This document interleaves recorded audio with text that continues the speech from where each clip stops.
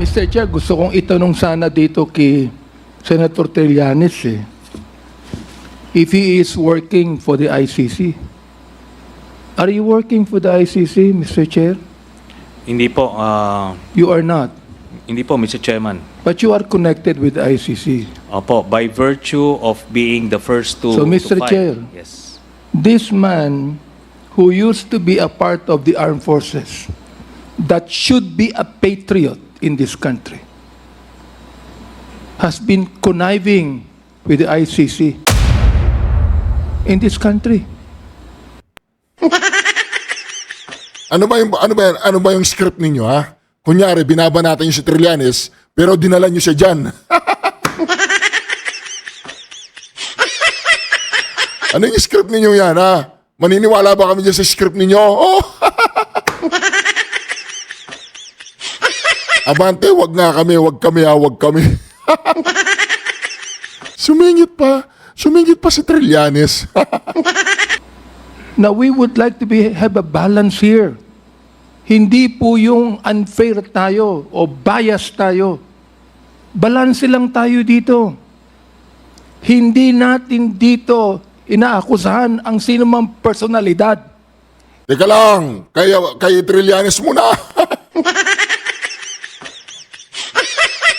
Kasama po sa script yan, kunyari, babanatan nila si Trillanes, pero dinala ni si Trillanes dyan.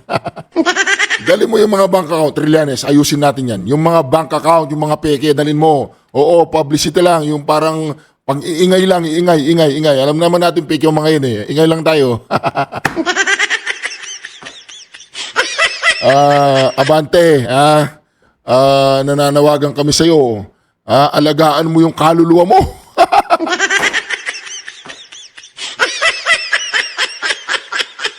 Issues. Kaya nga sinasabi ko sa ating former president, hindi ko maintindihan kung bakit kinakailangan pumatay tayo ng 30,000 people. Oh.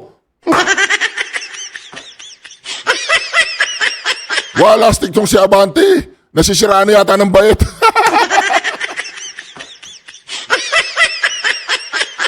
Binabanatan niya si Trillanes, maya-maya pumunta siya kay Duterte. Sabi niya, Trillanes, why are you conniving with the ICC? Patas po tayo dito eh. Kaya dapat ikaw, Duterte, hindi ka pumatay ng 30.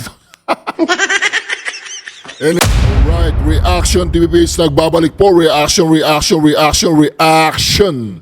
Napakaganda po ng pag-uusapan natin ngayon. Mantakin mo, ha? Uminit din ang ulo ng isang tinatawag nilang Duterte Youth. Tapos umalma itong si Akop. Sumabay itong si Barbers, tinamaan yata sa ulo. Pero bago yan, siyempre mga ka-reaction, wag nating kalimutan ang ating misyon, ha? Ang ating misyon po ay ito, ha? Wag po nating kalimutan ang ating misyon. Ayan po, Reaction TV PH. Thank you very much, President Mayor Duterte, sa lahat po ng hindi pa nakasubscribe, sa ating mga viewers dyan. Huwag niyo pong kalimutan mag-subscribe. Ang ating mission po ay madala po natin ang silver play button na yan sa ating Pangulong Duterte. Ayan po, nasa kamay ko na yung isa. At hinihintay na lang po natin yung gold play button. Kaya importante po mag-subscribe kayo para maging kabahagi po kayo ng ating mission na kahit papano ay makapaghatid tayo ng pasasalamat sa ating Pangulong Duterte na 2 plake ng pasasalamat. Ito po ang YouTube play button ng Reaction TV PH. At kung nakasubscribe ka na, huwag mong kalimutang i-like at i-share ang video na ito. Kailangan po nating i-share para mag-viral ang video na ito, para sumambulat at para mapanood po, malay nyo, ng Pinklawan, Dilawan, tsaka po yung mga loyalista, malay natin mapagbago ang kanilang pananaw sa gobyernong ito. So wag na po natin patagalin, baka mapanis pa ang ating pag-uusapan. Ito po. Si Cardema, you are recognized. Thank you, Mr. Chair. Good evening po. Just a manifestation. This is a manifestation. Yes, Okay. Chair. Please proceed. Tayo ditong mga kinatawan ay ibinoto lamang ng ilang libong Pilipino. Ngunit ang kasama natin ngayon ang Pangulong Duterte, ang most voted Philippine leader ng 2016. At ang kanyang anak, Vice President Sara Duterte, ang most voted Philippine leader naman ngayong 2022.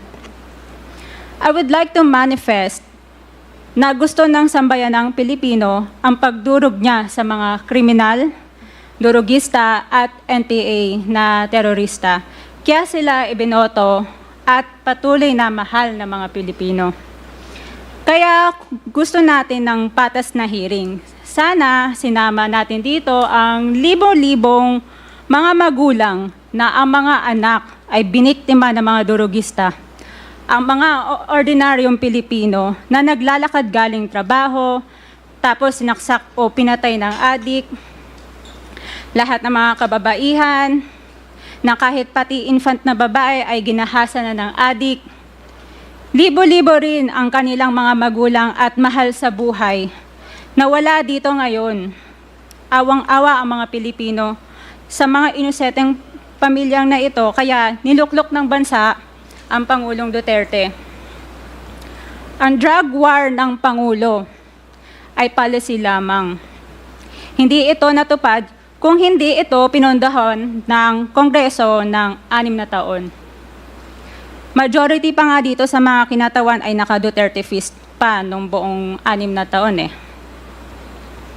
Ang Duterte Youth Party List po ay patuloy na naninindigan sa Pangulong Rodrigo Duterte at pangalawang Pangulo, Sara Duterte, na naglingkod ng maayos, dumurog sa mga durugista, kriminal at NPA na terorista para proteksyonan ang milyon-milyong Pilipino.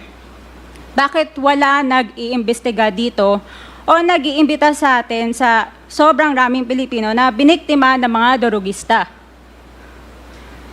And lastly, sa mga kongresista na kaalyado ng mga NPA, mahiya naman tayo sa topic ng pagpatay dahil kayo mismo, hindi kayo nagsasalita sa pagpatay ng NPA sa mga pulis, sundalo at mamayang Pilipino. Pati rin po sa mga natitirang resource persons na gusto mag-abogada papuntang ICC, si Attorney Maria Cristina Conti, na kandidato ngayon ng Bayan Muna Party List. Kasama po ang inyong katabi na si Nery Colmenares ng Bayan Muna. Sa NPA, nire-recruit ang mga kabataan para pabagsakin ang gobyerno at pumatay ng mga pulis, sundalo at tropa ng gobyerno. Di nyo naman kinokondena ang pagpatay nila. Ang kinokondena nyo ngayon ay ang dalawang naging most trusted leaders ng bansa na todo effort protektahan ang milyong-milyong mga Pilipino. In support sa advocacy sa Pangulong Duterte, ang Duterte Youth Party List ngayon, Kongreso ito, ang kaisa-isang nagpapanukala ng pagbalik ng death penalty para sa mga rapist, kidnappers, durugista at terorista. In behalf of the Duterte Youth Party List, kami ay nagpapasalamat sa todong suporta ng Pangulong Duterte at VP Sara Duterte sa mga tropa ng gobyerno at sa pagdurog nyo sa mga kriminal, durugista at NPA na terorista. Yun lang po. Maraming salamat po, Mr. Chair. At Thank you, magandang gabi po. Congresswoman. May aalma dyan. May tinama sa ulo. Akop, anong ginagawa mo dyan, Akop? Sige, tira. Salamat, ma'am. Mr. Chair, Bawal po pumalakpak dito. Kung gusto nyo pumalakpak, doon kayo sa labas. Maaari ba? Bawal Mr. daw, Chair. bawal daw pumalakpak dyan. Pero pag pinagtatawanan ang mga Duterte at mga kaalyado ng Pangulong Duterte, pwede, gano'n, barbers. Palakpakan nga natin. Sige. Ahong bastusan dito, ha? Sige, Congressman Acop, you're recognized. Ang bastusan, barbers, tandaan mo ang bastusan, nakaupo si Castro dyan, isa siyang convicted, alam mo yon. Nakaupo si Castro, isang convicted sa harapan mo. thank you, Mr. Chair. I beg to disagree with my colleague. Ako, anong disagree mo dyan? Sige nga, tanda-tanda mo na, marunong ka ba mag-disagree ah. Kasi bata pa siya. Ako, I have given up my life for this country. The former president is only 2 years older than I am. But I have been fighting for this country. I was a member of the Philippine Constabulary and became a policeman after Republic Act 6975 was enacted. This statement of my colleague betrays her ignorance. Wala kaming pakialam sa pinagdaanan mo, Akop. Ang pakialam namin ngayon, anong ginagawa ng mga NPA dyan? Ha? Wala kaming pakialam kung 100 taong ka pa naging pulis kung hindi ka naman epektibo. Oh, buti pa yung batang yan. Alam niya ang sinasabi niya. Ha? I beg to disagree to what you are saying right now. Akop, wala kaming pakialam kahit 1 milyon ka pang taong naging pulis. Oh, di ba? Salamat sa iyong paglilingkod. Pero, anong ginagawa mo dyan kaharap mo mga NPA? Bulag ka ba? Di ba? Bulag ka ba o ano? Kung gusto po niya na magpa-imbestiga, mag-file siya ng resolution and maybe refer to the appropriate committee to be fair with her. Hindi. Nagsalita lang siya dyan kasi tinamaan yung ulo mo. Tinamaan yung ego mo. Kasi walang nagsasalitang ganyan, Akop. Tinamaan dahil sa tanda mong yan, nasa harapan mo yung mga NPA, nasa harapan mo yung makakaliwang grupo, parang nagbubulag-bulagan ka, ganoon. Sila yung mga kumakatay sa mga ating sundalo, Akop, alam mo yon. O hindi mo na alam, matanda ka na. She's a congressman. She knows the rules. However, your statement or your statements betray your ignorance. Ba, ikaw anong ginagawa mo dyan? You are the ignorant. Ha? She is not ignorant. Kung ignorante yan, Akop, hindi niya alam sabihin yon. Pero nakikita ko, yung gonggong-kom na yan, kayo ang mga ignorante.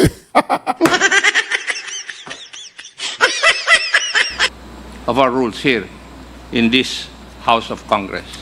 So I beg to disagree, Mr. Chair, na sila lang ang nakikipaglaban at marunong makipaglaban sa kalaban. As I've said before, I have given the most part or most years of my life. Pinasahod ka namin, huwag kang magreklamo. Huwag mong ipagmamayabang na you give. Sumahod ka, binayaran ka namin, binayaran ka ng taong bayan. Huwag mong isumbat yan, parang ikaw si Paduan, si Abante. Lahat po ng mga naglilingkod sa bayan, naglingkod sila may kapalit. Hindi sila naglingkod ng libre. Akop, naglingkod ka ba ng libre?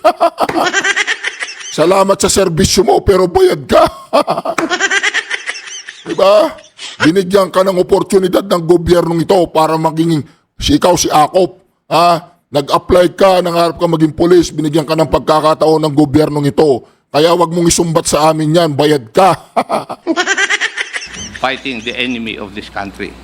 Thank you, Mr. Chair.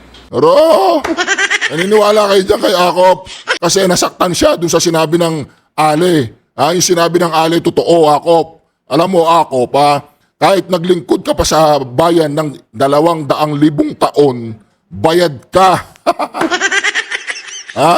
Pasalamat ka sa bayan, pasalamat ka sa mamamayan, isa ka sa nabigyan ng oportunidad na makapaglingkod sa iyong bayan. Isang legasiya yan. Pero wag mong sasabihin na yung bata ay ignorante. Hindi ignorante yan.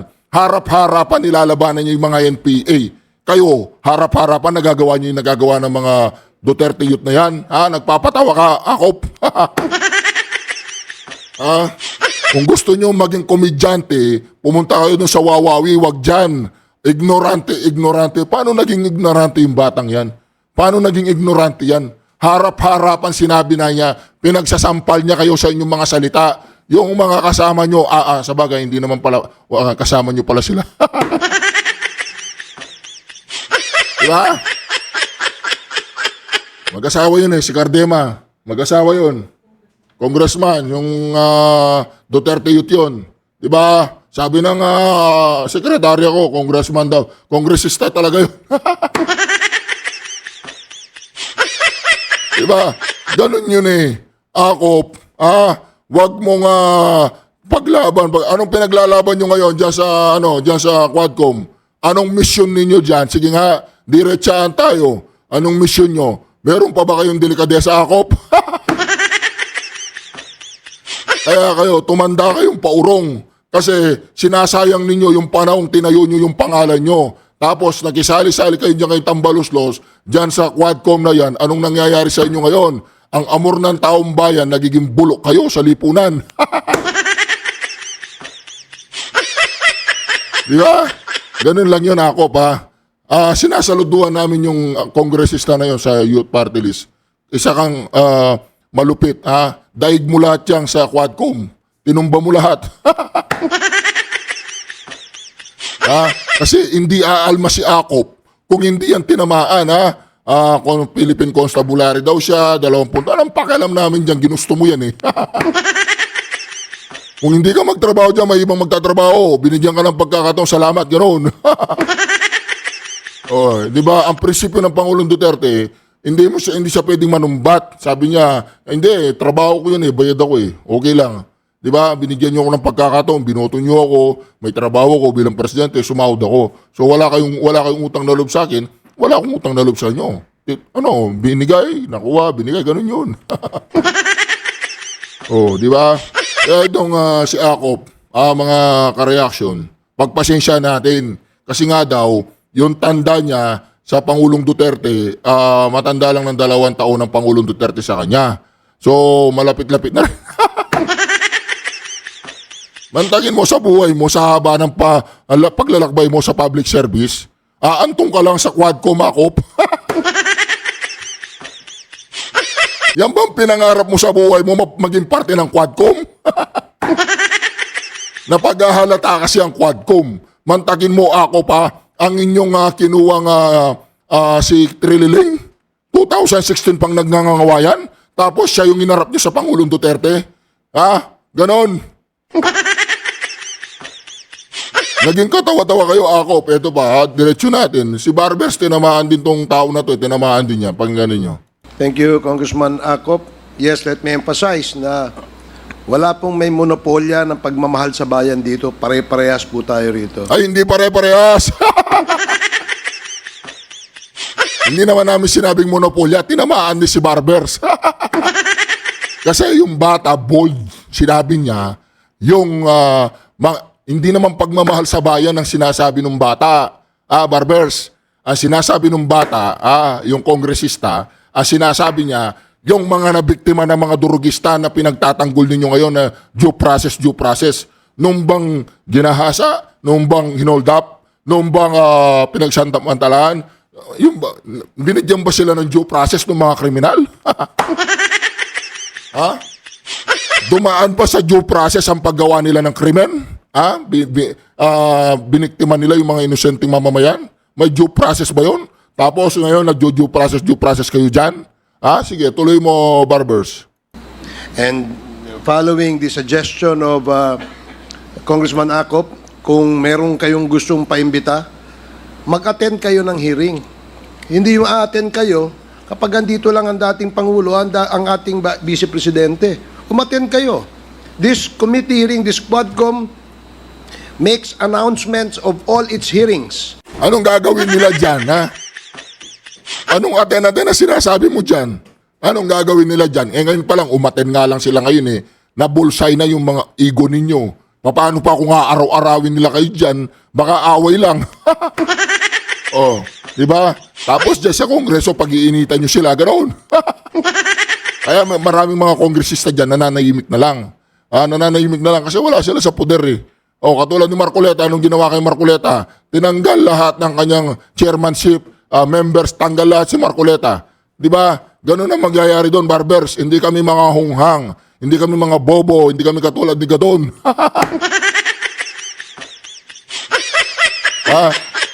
Si Barbers, mahaba-haba rin yan ang kanyang pagsiservisyo sa bayan. Mahal niya daw ang bayan niya, kaya nasa Quadcom siya. Alright. And from here on, we want to see you in our hearing, and please submit to the committee secretary all the persons you want to be invited. Wala hong ano yan. Wala hong ano yan. Kung sino yung gusto niyang imbitahan, pwede po yan. Gusto ko lamang pong liwanagin na wala hong may monopolyo sa pagmamahal sa bayan dito. Hindi kayo, hindi kami. Pare-parehas tayo nagmamahal sa bayan. Ay, hindi tayo pare-parehas. Hindi kami papayag doon. Hindi pare-parehas. Kung pare-parehas ang pagmamahal natin sa bayan, hindi nyo ginaganyan yung mag-ama. Ha? Kaya nanggigigil ng taong bayan sa inyo yung kayong mga quadcom kayo eh. Nanggigigil ng taong bayan eh. Kasi bakit? Ang ginagawa ninyo, panggigipit. Ha? Ang ginagawa ninyo, hindi tama yan. Kasi ang boses ng taong bayan ngayon, nagtataka kayo. Bakit marami pa rin mga naniniwala sa Pangulong Duterte? Nagtataka kayo. Bakit marami pa rin ng mga vloggers, mga mamamayang Pilipino na sumusuporta sa kanya? Nagtataka kayo. Bakit sa Reaction TV page marami sumusuporta? Kasi dito sa Reaction TV page ay solid po tayo. Solid Duterte supporter. Solid the Philippine interest supporter. Solid po tayo dito sa pagmamahal sa bayan. Ang quadcom, yung mga yan na nasaktan sa sinabi ng alin na to, yung sa Duterte Youth, na saludo kami sa'yo, ay talagang nadali mo, ne? Monopolya. Wala nga monopolya. Ay, kayo, sinong mahal nyo ngayong oras na ito, Barbers? Sinong mahal nyo ngayon? Si Tambaluslos? Ganon. Ganon ang pagmamahal sa bayan. Sabi nga ni Luis Tro, kundi kaya sa ating House Speaker, bumaha dito, binagyo, ganon. Barbers, basang-basa ka na namin. Huwag ka nang magpanggap. Parehas tayo nagseserbisyo eh. Diba? Huwag niyo sabihin mas magaling kayo. Dahil kami, hindi naman namin sasabihin magaling kami. Meron bang sinabing magaling yung babaeng yon? Barbers, pag tinamaan ang ego nyo, pag tinamaan ang ere nyo, pag tinamaan ang inyong mga tinatagong intensyon, umaaray kayo kasi silang dalawa lang ang umaray. Si Abante, yung lahat ng mga yun, hindi umaray kasi okay lang kasi mapapahiya lang kami kung magsasalita pa kami. Silang dalawa umaray, no? Sige pa. Pero kung pagmamahal sa bayan, pare-parehas tayo. Ay, hindi ako naniniwala dyan. Pagmamahal sa bayan, pare-parehas tayo, sigurado ka? Yung mga komunista na yan, hindi nila mahal ang bayan. Mahal nila, gusto nila tayong gawing komunista, yon. Papalitan nilang bandila mo, Barbers. Pagdating ng araw, Barbers, pag dumami yung mga party list na yan, yung mga makabayan dyan, yung mga party list na yan, at lahat ng mga kongresista dyan, party list, isang araw, makikita mo na lang, pag bumibili tayo ng bigas, nakapila na tayo. Pare-parehas na suot ng damit natin, pantay-pantay na sahod natin.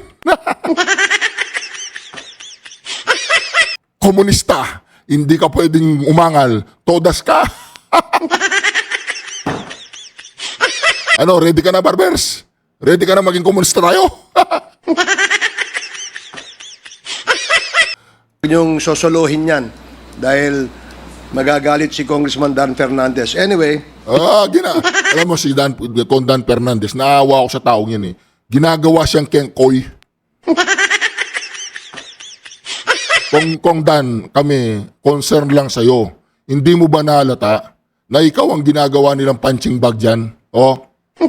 Kasi hindi nila magawa yan kay doon sa isang kongresista, yung one rider party list, lawyer daw yun. Kung mag-English, parang bumubula ang bibig. Walang nakakaintindi sa kanya. Siguro may pagkabulol yun. Tapos, yung iba-iba dyan, hindi nila maloko katulad mo. Ang ginagawa nilang katatawanan, Dan, ikaw. Oo. Kung ako sa'yo, dapat nakahalata ka na nun pa. Pinagtatawanan ka lang niya sa likod. Yung pa, ungol-ungol mo, yung gano'n, yung ginaganyan mo, yun, pinagtatawanan ka, Dan. Maniwala ka sa akin, kaya kung ako sa'yo, ay, hindi na ako papayag dyan. Oo, makikipag-away ako sa mga yan. Bakit ako laging sinasabi pangalan? Puro Dan na lang. Dapat ganun. Kung Dan, concern kami sa'yo. Oo, wag mong pababayaan yung pangalan mo, dinudungisan nila. Wag mong pababayaan, sinasabi nilang, si Dan ang binabanatan ng mga vlogger. Si Dan, wag mong pababayaan yan, Dan. wag, suwagin mo sila. Diba? Oh, tinamaan ng ego ng dalawang kongresista. Oh, si ano daw, mahabang panahon na siya naglilingkod. Ako, bayad ka, tandaan mo yun, ha? Wala kaming utang na loob sa'yo. Ngayon, kung ginawa mo yun, libre, meron. Pero bayad ka, yumaman kay. Ito namang si Barbers, hindi na siya tumakbo, kongresista. Nangangarap maging DILG, nasulot. Ngayon, alam niya hindi naman siya mananalo, no? Senior Deputy Speaker Gonzales. Congressman Abante? Katulad din po ni Congressman Romy Acop. Tumira din siya, Abante. Akala ko hindi kikubo, pasensya na po kayo. Umepal din siya, Abante. Pakinggan mo natin, kawawa naman ang matanda. Gusto ko ring sabihin ang ilan sa aking talambuhay. 1986, Mr. Chair, muntik nang bumaksak ang Pilipinas sa NPA. Mayroong 37,000 na armed NPA sa bansa. Mayroong 5 million na mass support ang NPA. That was 1986. Kinausap ko ang dating Chief of Staff, si FBR, upang ang aming grupo ay makipag-ugnay sa CRS upang labanan namin ang NPA saan man sila naroroon. At tapang! Wala, stick ka, Abante. Ayan, nasa harapan mo sila. Anong hinahanap mo? Sabi, red tagging ka, ha? Red tagging ka, Reaction TVPH. Anong red tagging kayo dyan? Tanungin mo nga sila. Ikundi na nila yung NPA. Tsaka mga komunista, hindi nila kayang ikundi na yan. Kasi sila yung promotor.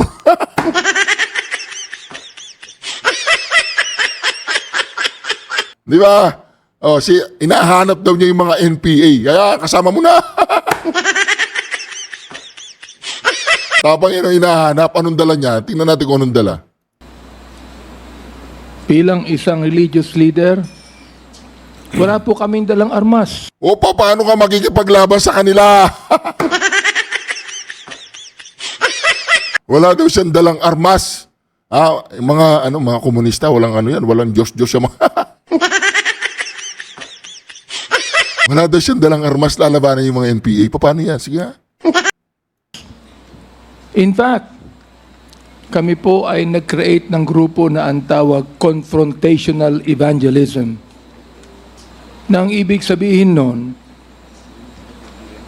habang NPA ay naghahasik ng lagim sa mga bayan, kami naman ay nagtuturo ng Biblia at ng tunay na kalayaan. Kasi nungalingan na naman sinabi mo, evangelist ang ginagawa niyo, hindi pakikipaglaban. Kinakalat nyo ang ebanghelyo, yung mga naliligaw na landas, para mabalik sa Panginoon. Hindi hindi nyo nilabanan ng NPA, Abante. Ang ginagawa ninyo, evangelism, para mapalawig yung inyong simbahan. Hindi yung mapigilan yung mga komunista. Labanan mo yung mga komunista. Sa bundok, hahanapin mo sila kung nasaan sila. Wala kang baril o hindi yon.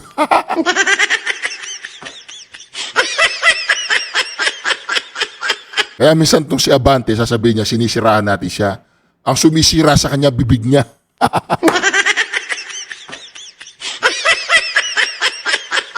Ayo.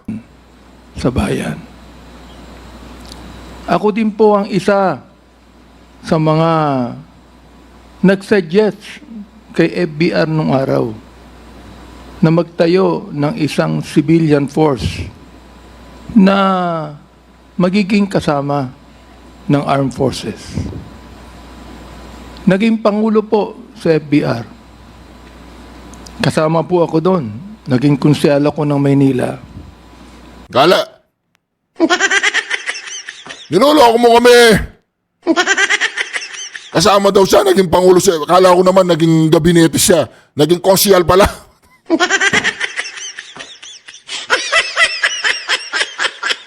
ngayon, President, makikinig sa konsehal. Ang galing mo naman, Abante.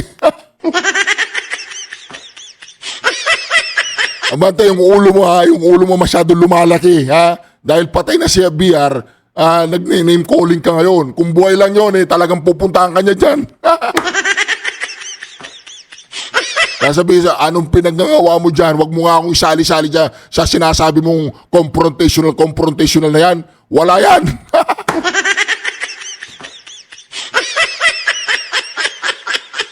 Ha? Malulupit itong mga ano na to mga tuwadkob na to Sa Attorney Bebot Bello, alam po niya na magkasama kami sa lakas nung araw.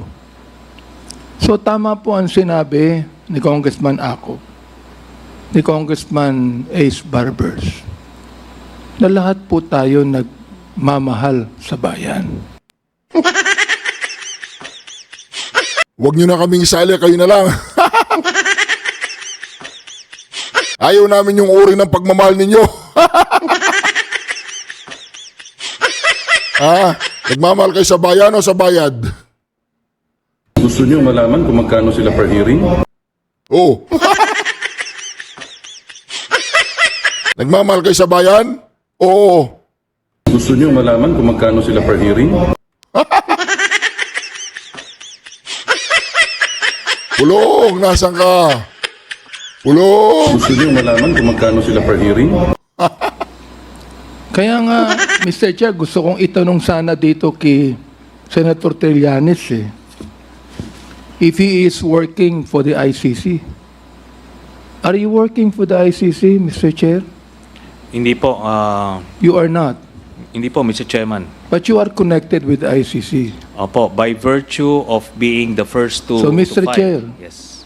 This man who used to be a part of the armed forces that should be a patriot in this country has been conniving with the ICC in this country. Ano ba yung script ninyo, ha? Kunyari, binabanatan nyo si Trillanes, pero dinala nyo siya dyan. Ano yung script ninyo yan, ha? Maniniwala ba kami dyan sa script ninyo? Oh! Abante, wag kami, wag kami. Sumingit pa si Trillanes. Now, we would like to have a balance here. Hindi po yung unfair tayo o bias tayo. Balance lang tayo dito. Hindi natin dito inaakusahan ang sinumang personalidad. Teka lang, kay Trillanes muna. Kasama po sa script yan, kunyari, babanatan nila si Trillanes, pero dinala ni si Trillanes dyan. Dalhin mo yung mga bank account, Trillanes, ayusin natin yan. Yung mga bank account, yung mga peke, dalhin mo. Oo, publicity lang, yung parang pang-iingay lang, ingay. Alam naman natin peke yung mga yun ingay lang tayo. Abante, nananawagan kami sa'yo. Alagaan mo yung kaluluwa mo.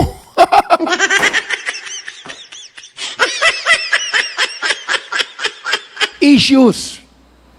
Kaya nga sinasabi ko sa ating former president, hindi ko maintindihan kung bakit kinakailangan pumatay tayo ng 30,000 people. Oh. Wala, stick tong si Abante. Nasisiraan na yata ng bayet.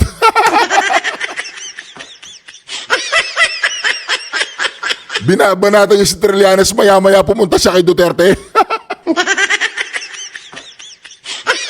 Sabi niya, Trillanes, why are you conniving with the ICC? Patas po tayo dito Kaya dapat ikaw, Duterte, hindi ka pumatay ng 30.